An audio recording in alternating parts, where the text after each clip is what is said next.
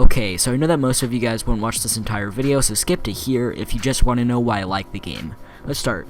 Steep was released in late 2016 by Ubisoft and was supposed to be a winter sport extravaganza, but sadly, they messed up on one big aspect of the game, the arcadiness. Games from the PS2 era, like SSX Tricky, gave you a lot of different maps, characters, and especially tricks to do. Now in Steep, once you've done one huge combo with a bunch of flips, you've done all the flips there are to perform. And I think if they made Steep a little more cartoony, the game could have benefited.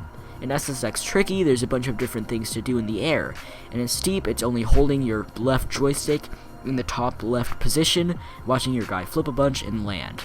I really wish that they did a better job. I wish they made it a little bit more cartoony. I don't know, it's very basic how it is now, and I hope in Steep 2 they fix this. Okay, now let's talk about the fun different ways you can traverse the world. Let's start off with sledding.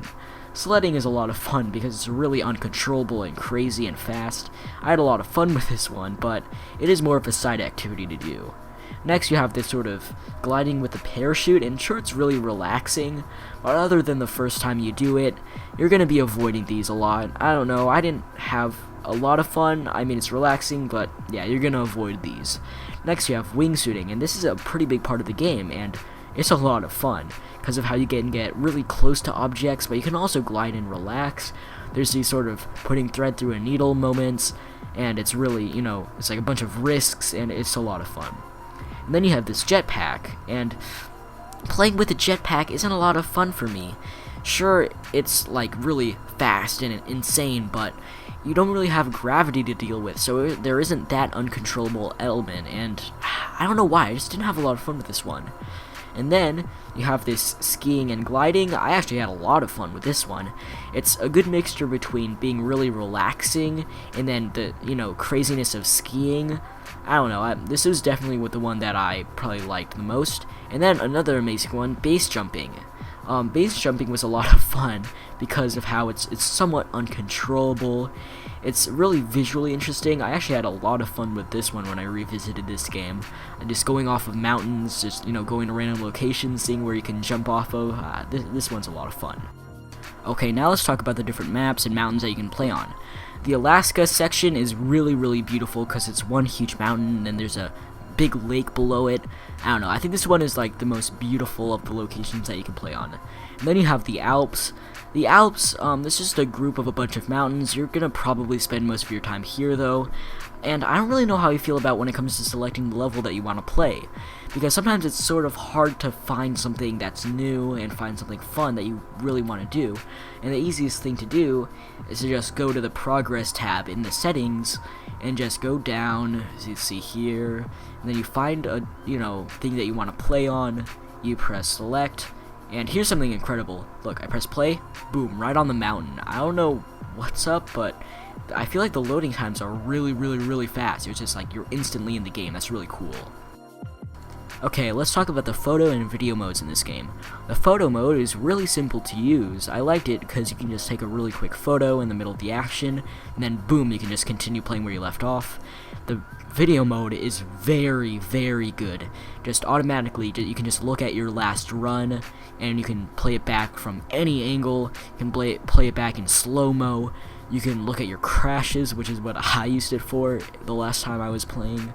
As you can see, the crashes can get pretty insane. The bodies can just go blah. And amazingly, it's actually pretty hard to kill your guy in this game, especially as long as you land on snow. For the most part, you're fine. And yeah, let's play that back in slow-mo. Ooh, it's like his body just gets torn everywhere. I don't know, there's no blood, but it's still really fun to look at, I guess. Okay, now I'm going to be talking about these sort of events in the game. An event is basically a series of missions in a row. They're themed around the same thing. They can last from 30 minutes to 2 hours depending on how good you are, and they have boss fights.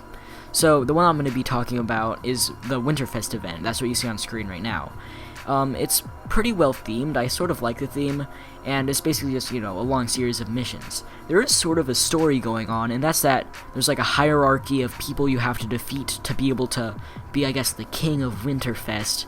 And as you can see right now, the cutscenes, they're not too amazingly done. I skipped most of them because I already went through this. And there is one really cringy moment in here, I guess I'm gonna share it with you. You're gonna love this. Beach party on the mountain, baby! Beach party on the mountain, baby! Beach party on the mountain, baby! Yeah, that was pretty cringy. But let's talk about the mission design in general. The problem that I have is that the Winterfest missions aren't that different from regular missions. They're basically just regular missions except themed differently, and sometimes there's some quirks that are going on. But yeah, they never get too different. Well, I shouldn't really say that because there are 2 missions in the Winterfest event that are incredibly amazing. Oh my god, they're shooting at me.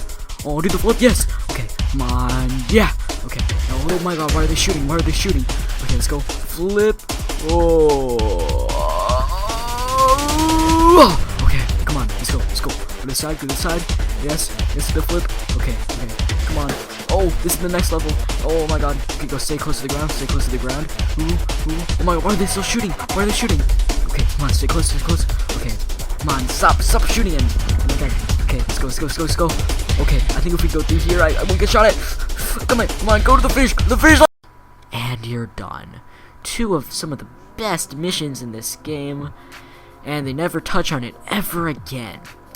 I know that there's supposed to be special missions, but why can't you get that crazy ever again? Why do you only have 2 of them? Come on, guys. Okay, let's talk about the rest of the game now. There's some missions in this game in which you're racking up points to try to get a gold medal. I don't like the tricks in this game. The tricks are pretty basic, so yeah, I don't like these at all. Then there's racing missions, and these are really good. The sense of speed that you get is really well done. I found myself just playing these and just trying to get the gold medal, and these ones are fun, you know, unlike the terrible tricks. So yeah, I don't know, I wish that you could have some more online elements. I don't have any friends that play this game, but still, I wish it was easy to race friends and whatnot, but whatever. Okay, let's talk about something else. I really haven't had to say this a lot yet, but this game is beautiful. Even though it's all white, if you get a nice sunset on and you peacefully go down the slopes, it's a really, really pretty game. Sometimes there's a really simple music track going on, and a lot of the times when you're just going down, there isn't any music at all, and you just hear your skis against the ground as you go down this really big, majestic mountain. They do a really good job at this part of the game, okay? I'll give it to them there. And the music, it's also pretty good when it's peaceful, but during missions there's a problem. You see, they play pretty cheap pop music, and I mean, come on. If we've learned one thing from the Tony Hawk games, you have to have some Goldfinger.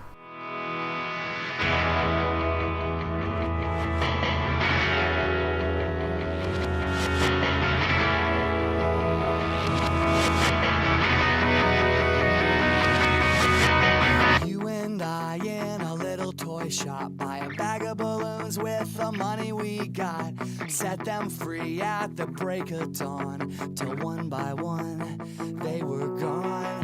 Back at base, bugs in the software flash the message, something's out there, floating in the summer sky. 99 red balloons go by.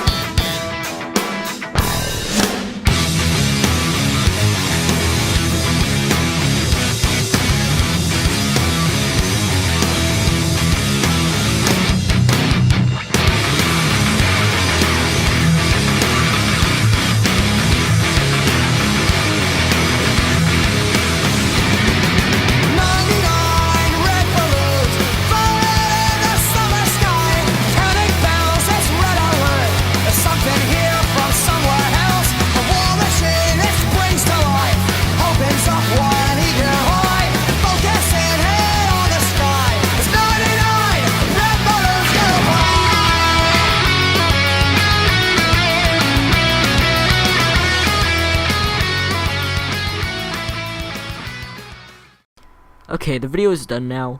Really all they have to do is fix the arcadiness and the tricks, and I'd say they'd have a pretty good game, but as it is now, it's decent. And it's by a AAA studio, so of course it's going to be at least tolerable to play. So yeah, let's talk about my channel a little bit now. So I've been recording for multiple videos at this point. I have 2 lined up to come out in the next probably month. So yeah, stay tuned for that. I'm not sure if I'm gonna keep in these music montages. As you can tell, I've been having a lot of fun making them.